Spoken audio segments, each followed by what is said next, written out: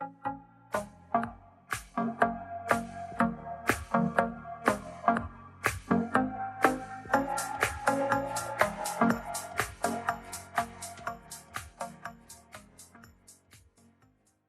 To ട്രൈഡ്വുഡ്. നമുക്കിന്ന് gold move ചെയ്യാനുള്ള സാധ്യതകളെ കുറിച്ചിട്ടൊന്ന് നോക്കാം. ഇന്ന് തിങ്കളാഴ്ചയാണ്. സാധാരണ തിങ്കളാഴ്ച നമുക്ക് മൂവ്മെന്റ് കുറവാണ് കാണാറുള്ളത്. എന്തായാലും ഇന്നത്തെ കാര്യങ്ങളൊന്ന് നമുക്ക് എന്ത് ചെയ്യാം, ഒന്ന് ചെക്ക് ചെയ്യാം. ഇപ്പൊ നിൽക്കുന്ന വീക്ക്ലി ചാർട്ടിലാണ്. കഴിഞ്ഞ ദിവസങ്ങളിലെല്ലാം വരച്ച അതേപോലെ തന്നെയാണ് വീക്ക്ലി ചാർട്ടിൽ വരയ്ക്കുന്നത്. ഇവിടെ ഒരു ഇംബാലൻസ് ഉണ്ട്. ഇംബാലൻസ് ഓൾറെഡി എടുത്തിട്ടുണ്ട്. പിന്നെ പ്രധാനമായിട്ട് പറയുകയാണെങ്കിൽ അതിന് താഴെ ഒരു സപ്പോർട്ട് ഏരിയ ഉണ്ട്. ഒരു സപ്പോർട്ട് ഏരിയ നിൽക്കുന്നുണ്ട്. റെസിസ്റ്റൻസ് നമ്മൾ മാർക്ക് ചെയ്യുന്നത് കഴിഞ്ഞ ദിവസങ്ങളിലൊക്കെ മാർക്ക് ചെയ്ത പോലെ ഇതിന്റെ മുകളിലാണ് മാർക്ക് ചെയ്യുന്നത്. എനിവേ, നമുക്ക് ഇതിന്റെ ചെറിയ ടൈം ഫ്രെയിമിലേക്ക് പോയി കഴിഞ്ഞതിന് ശേഷം എങ്ങനെയാണ് എൻട്രി സാധ്യതകൾ എന്നൊക്കെ നോക്കാം. നമുക്ക് ഡേ ടൈം ഫ്രെയിമിലേക്ക് ഷിഫ്റ്റ് ചെയ്ത് കഴിഞ്ഞിട്ട് ഡേ ടൈം ഫ്രെയിമിന്റെ ഇമ്പോർട്ടന്റ് ആയ പോയിന്റ്സുകളൊന്ന് മാർക്ക് ചെയ്യാനുണ്ട്. ഡേ ടൈം ഫ്രെയിമിന്റെ ഇമ്പോർട്ടന്റ് ആയ ഏരിയകൾ എന്ന് പറയുന്നത് കഴിഞ്ഞ ഈ പറഞ്ഞ ഇംബാലൻസിനെ കുറച്ച് മുകളിലോട്ട് കയറ്റി വെച്ച് ഒരു സപ്പോർട്ടാക്കി എടുക്കുകയാണ്. അതുപോലെ തന്നെ റെസിസ്റ്റൻസ് എന്ന് പറയുന്നത് മുന്ന് വീണ 2 ആഴ്ച മുന്നേ വീണ ഫ്രൈഡേയില് വീണ ഏരിയയെ നമ്മൾ റെസിസ്റ്റൻസ് മാർക്ക് ചെയ്യണം. ഇംബാലൻസ് ഇപ്പോൾ ഡേ ടൈം ഫ്രെയിമിലൊന്നും കാണുന്നില്ല, അതുകൊണ്ട് ഇംബാലൻസ് ഇപ്പോൾ മാർക്ക് ചെയ്യുന്നില്ല. ഇത് രണ്ടാണ് മാർക്ക് ചെയ്യുന്നത്. ഇനി ഒരു ഇംബാലൻസ് മാർക്ക് ചെയ്യാനുള്ളത് എന്തെന്ന് വെച്ചിട്ടുണ്ടെങ്കിൽ റെസിസ്റ്റൻസ് മാർക്ക് ചെയ്തതിന്റെ തൊട്ട് മുകളിൽ ഒരു ഇംബാലൻസ് കിടക്കുന്നുണ്ട്. ഓൾമോസ്റ്റ് അത് വന്ന് മിറ്റിഗേറ്റ് ചെയ്ത ഇംബാലൻസ് ആണ്. അതിനെ നമ്മൾ മാർക്ക് ചെയ്യുന്നുണ്ട്. പിന്നെ കഴിഞ്ഞ ടൈം ഫ്രെയിമിൽ ഉണ്ടായിരുന്ന റെസിസ്റ്റൻസ് തന്നെയാണ്, അതവിടെ നിൽക്കട്ടെ. എനിവേ, എന്തായാലും നമുക്ക് ഇന്നത്തെ മൂവ്മെന്റിനെ കുറിച്ചിട്ട് നോക്കാൻ, അല്ലെങ്കിൽ ഇന്നത്തെ എൻട്രി സാധ്യതകളെ കുറിച്ച് നോക്കാൻ കുറച്ചും കൂടി ചെറിയ ടൈം ഫ്രെയിമിലേക്ക് പോകേണ്ടതുണ്ട്. അതിനു മുന്നേ നമുക്ക് ഇന്നത്തെ എന്തെങ്കിലും പ്രധാനപ്പെട്ട ന്യൂസ് ഉണ്ടോ എന്ന് നോക്കാം. ന്യൂസിൽ നോക്കുന്ന സമയത്ത് നമുക്ക് കാണാൻ കഴിയുന്നത് കാഡിന്റെ ഒരു ന്യൂസ് ആണ്. അത് യൂഷ്വലി ഗോൾഡിനെ ബാധിക്കാറില്ല, കാര്യമായിട്ട് ബാധിക്കാറില്ല. അപ്പൊ അതുകൊണ്ട് നമ്മൾ അതിന്റെ പുറകിലോട്ട് പോകുന്നില്ല. ജസ്റ്റ് ഒന്ന് നോക്കാം എന്ന് മാത്രം. നോക്കുന്ന സമയത്ത് യൂഷ്വൽ ഇമ്പാക്ട് എന്ന് പറയുന്നത് more hawkish than expected is good for currency എന്നാണ്. കാര്യമായിട്ട് ബാധിക്കാത്തത് കൊണ്ട് നമ്മൾ ആ ന്യൂസിലേക്ക് കോൺസെൻട്രേഷൻ ചെയ്യുന്നില്ല. അപ്പോ ഇന്നത്തെ പ്രത്യേകത എന്താണെന്ന് വെച്ചിട്ടുണ്ടെങ്കിൽ കാര്യമായ ന്യൂസോ ഒന്നുമില്ല. അപ്പൊ അതുകൊണ്ട് ഇനി നമുക്ക് തിരിച്ച് ചാർട്ടിലേക്ക് തന്നെ വരാം. ചാർട്ടിലേക്ക് വരുന്ന സമയത്ത് നമ്മൾ ഡേ ക്യാൻഡലിന്റെ റെസിസ്റ്റൻസും സപ്പോർട്ടും നമ്മൾ മാർക്ക് ചെയ്തിട്ടുണ്ടായിരുന്നു. അതുപോലെ തന്നെ ഡേ ക്യാൻഡിൽ കഴിഞ്ഞ ഫ്രൈഡേയിൽ ക്രിയേറ്റ് ചെയ്ത ഡേ ക്യാൻഡിലെ ഹൈയും ലോയും ഒന്ന് മാർക്ക് ചെയ്യുന്നുണ്ട്.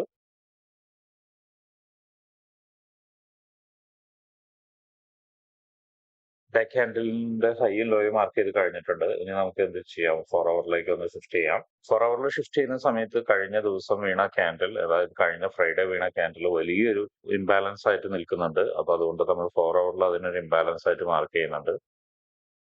ഇംബാലൻസിൽ വന്നിട്ട് ഇന്നത്തെ ദിവസത്തെ ക്യാൻഡിൽ വന്നു കഴിഞ്ഞതിന് ശേഷം ചെറിയൊരു റിയാക്ഷൻ തന്നിട്ടുണ്ട്.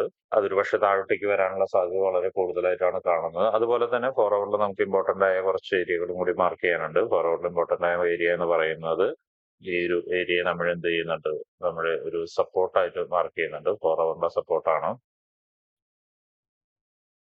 4 അവറിന്റെ സപ്പോർട്ടാണ്. അതുപോലെ തന്നെ റെസിസ്റ്റൻസ് ആയിട്ട് മാർക്ക് ചെയ്യുന്നത് നേരത്തെ മാർക്ക് ചെയ്തിരുന്ന, അല്ലെങ്കിൽ കഴിഞ്ഞ ദിവസം വീണിരുന്ന ക്യാൻഡിലിനെ തന്നെയാണ് മാർക്ക് ചെയ്യുന്നത്, റെസിസ്റ്റൻസ് ആയിട്ട് മാർക്ക് ചെയ്യുന്നത്. ഇന്നത്തെ മാർക്കറ്റിന്റെ ഒരു ഗതി അനുസരിച്ച് മിക്കവാറും ഈ ഒരു ഏരിയകൾ, ഈ രണ്ട് റെസിസ്റ്റൻസിന്റെയും സപ്പോർട്ടിന്റെ ഉള്ളിലായിരിക്കും മാർക്കറ്റ് മിക്കവാറും ട്രേഡ് ചെയ്യാനുള്ള സാധ്യത.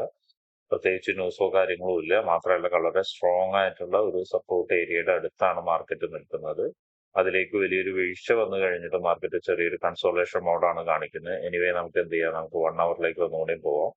1 അവറിൽ പോകുന്ന സമയത്ത് മാർക്കറ്റ് പറഞ്ഞ പോലെ തന്നെ ചെറിയ രീതിയിൽ ഷിഫ്റ്റ് ചെയ്ത് മുകളിലേക്ക് പോകുന്നുണ്ട്. പക്ഷെ അത് എത്ര വരെ പോകുന്നുള്ള കാര്യം വളരെ സംശയമാണ്. എവിടം വരെ പോകുന്നുള്ള കാര്യം സംശയമാണ്. അപ്പൊ നമുക്ക് 1 അവറിൽ എന്ത് ചെയ്യാം, 1 അവറിൽ നമുക്കൊരു റെസിസ്റ്റൻസ് മാർക്ക് ചെയ്യുന്നുണ്ട്. ഇത് അത്ര വലിയ ഇമ്പോർട്ടന്റ് ആയ റെസിസ്റ്റൻസ് അല്ല ആക്ച്വലി. എന്നാൽ പോലും എന്ത് ചെയ്യാം, നമുക്ക് 1 അവറിൽ ഒരു റെസിസ്റ്റൻസ് മാർക്ക് ചെയ്യുന്നുണ്ട്. ഈ ഏരിയയിലേക്ക് ചിലപ്പോൾ മാർക്കറ്റ് മുകളിലേക്ക് കയറി പോയതിനു ശേഷം ഒന്ന് റിജക്ഷൻ തരാനും സാധ്യതയുണ്ട്. അതുകൊണ്ടാണ് ഈ ഒരു ഏരിയ 1 അവറിൽ മാർക്ക് ചെയ്യുന്നത്. റെസിസ്റ്റൻസ് 1 അവറിന്റെ റെസിസ്റ്റൻസ് മാർക്ക് ചെയ്യുന്നുണ്ട്. ഇനി നമുക്ക് ചെയ്യേണ്ടത്, അല്ലെങ്കിൽ ഇനി നമുക്ക് അറിയേണ്ടത് ഇന്നത്തെ എൻട്രി പോയിന്റ് എവിടെ വെച്ചിട്ടായിരിക്കും എന്നുള്ളതാണ്. 2 സാധ്യതകളാണ് നമ്മൾ നോക്കുന്നത്. പക്ഷെ അതിനു മുന്നേ നേരത്തെ പറഞ്ഞ പോലെ ഇന്ന് മിക്കവാറും ഒരു കൺസോളേഷൻ ലെവലിലായിരിക്കും മാർക്കറ്റ് നിൽക്കുക. കഴിഞ്ഞ ദിവസം വീണ ക്യാൻഡിലിന്റെ ലോ ബ്രേക്ക് ചെയ്യാനുള്ള സാധ്യത ഉണ്ട്. ലോ ബ്രേക്ക് ചെയ്തിട്ട് ഇങ്ങോട്ട് താഴോട്ട് ലോ ബ്രേക്ക് ചെയ്തിട്ട് താഴോട്ട് വന്ന് ഈ ഒരു സപ്പോർട്ട് എടുത്ത് ചിലപ്പോൾ മുകളിലോട്ട് വീണ്ടും പോകാനുള്ള സാധ്യതയുണ്ട്. ഒരുപക്ഷെ അത് പോയിട്ട് ഇവിടെയുള്ള റെസിസ്റ്റൻസ് ഏരിയയിൽ ഇതിലോ അല്ലെങ്കിൽ ഇതിലോ വന്നിട്ട് ചിലപ്പോൾ ഒരു വീഴ്ച വീണ്ടും എക്സ്പെക്ട് ചെയ്യാം. പക്ഷെ ഇത് ഇത്രത്തോളം ഒന്ന് മൂവ് ചെയ്യാന്നുള്ള കാര്യം വളരെ സംശയമാണ്.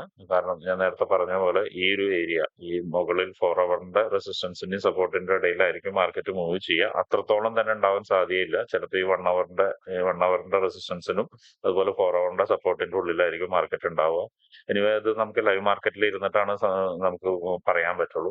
ഇപ്പോഴത്തെ അവസ്ഥയിൽ നമുക്കൊരു എൻട്രി എന്ന് പറയുന്നത് നേരത്തെ പറഞ്ഞൊരു സാധ്യതയാണ്. ആ ഒരു സാധ്യത ഇത് ബ്രേക്ക് ചെയ്ത് കഴിഞ്ഞാൽ കഴിഞ്ഞ ഫ്രൈഡേയിലെ കാൻഡിലിന്റെ ലോ ബ്രേക്ക് ചെയ്താൽ ഇതിനുണ്ട് ഹൈ ബ്രേക്ക് ചെയ്യുമെന്ന് എനിക്ക് തോന്നുന്നില്ല.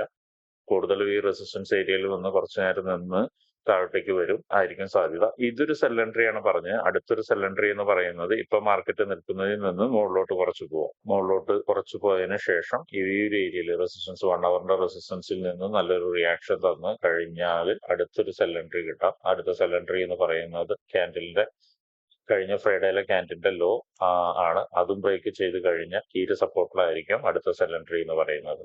ഇവിടെ വന്നു കഴിഞ്ഞു കഴിഞ്ഞാൽ നമുക്കൊരു ബൈ എൻട്രിക്കുള്ള സാധ്യത കാണുന്നുണ്ട്. പക്ഷെ കഴിഞ്ഞ സാറ്റർഡേ നമ്മൾ പറഞ്ഞ പോലെ ഈ ഒരു സപ്പോർട്ട് വീക്ക് ആയിക്കൊണ്ടിരിക്കുകയാണ്. അപ്പൊ ആ സപ്പോർട്ട് ബ്രേക്ക് ആവാനുള്ള സാധ്യതയുണ്ട്. അതുകൊണ്ട് ഇന്നത്തെ ദിവസം നമുക്ക് എന്ത് ചെയ്യാം, നല്ല മാർക്കറ്റ് മൂവ്മെന്റ് വളരെ കുറവാകും എന്ന് തോന്നുന്നതുകൊണ്ട് നമുക്ക് ചെറിയ ചെറിയ ടാർഗറ്റ് വെച്ചിട്ട് പ്രോഫിറ്റ് കളക്ട് ചെയ്യാൻ ശ്രമിക്കാം. അതിന് ഏറ്റവും ബെറ്റർ എന്ന് പറയുന്നത് നമ്മുടെ ട്രേഡ് റൂട്ടിന്റെ സ്വന്തം സ്ട്രാറ്റജി തന്നെയാണ്. സ്വന്തം സ്ട്രാറ്റജി ഉപയോഗിച്ച് സ്കാൽപ്പ് ചെയ്യാനുള്ള ഒരുപാട് അവസരങ്ങൾ നമുക്ക് കിട്ടും. അപ്പൊ നമ്മുടെ ഗ്രൂപ്പിൽ പലപ്പോഴും അതിന് സ്കാൽപ്പ് ചെയ്യാനുള്ള അവസരങ്ങളുടെ സിഗ്നലുകൾ നമ്മൾ പ്രൊവൈഡ് ചെയ്യാറുണ്ട്. അപ്പൊ താല്പര്യമുള്ള ആളുകൾ ഉണ്ടെങ്കിൽ നമ്മുടെ ഗ്രൂപ്പിൽ ജോയിൻ ചെയ്യാം. അത് ഫ്രീ ആയിട്ട് നിങ്ങൾക്ക് ജോയിൻ ചെയ്യാം. ജോയിൻ ചെയ്യുക മാത്രമല്ല, നിങ്ങൾക്ക് ഫോറക്സിനെ കുറിച്ചിട്ട് A to Z ഫ്രീ ആയിട്ട് പഠിക്കാം. അതുപോലെ തന്നെ 70% സക്സസ്ഫുൾ ആയ ഒരു സ്ട്രാറ്റജി നമ്മുടെ കയ്യിലുണ്ട്. വലിയ വലിയ പ്രോഫിറ്റുകളിലേക്ക് പോവാതെ ചെറിയ ചെറിയ പ്രോഫിറ്റ് എടുത്തിട്ട് ഒരു സസ്റ്റെയിൻ ചെയ്ത് മാർക്കറ്റിൽ ലോങ് ടൈമിൽ എങ്ങനെ നിൽക്കാമെന്ന് നമ്മൾ പഠിപ്പിക്കുന്നുണ്ട്. റിസ്ക് റിവാർഡ്, മണി മാനേജ്മെന്റ്, അങ്ങനെയുള്ള ഒരുപാട് കാര്യങ്ങളെല്ലാം നമ്മൾ പഠിപ്പിക്കുന്നുണ്ട്. ഇതെല്ലാം ആബ്സല്യൂട്ട്ലി ഫ്രീ ആണ്. നമ്മുടെ അടുത്ത ബാച്ച് ജൂൺ 29 സ്റ്റാർട്ട് ചെയ്യുന്നുണ്ട്. താല്പര്യമുള്ള ആളുകൾ ഈ വീഡിയോയുടെ താഴെ കാണുന്ന വാട്സ്ആപ്പ് കമ്മ്യൂണിറ്റിയിൽ ജോയിൻ ചെയ്യുക.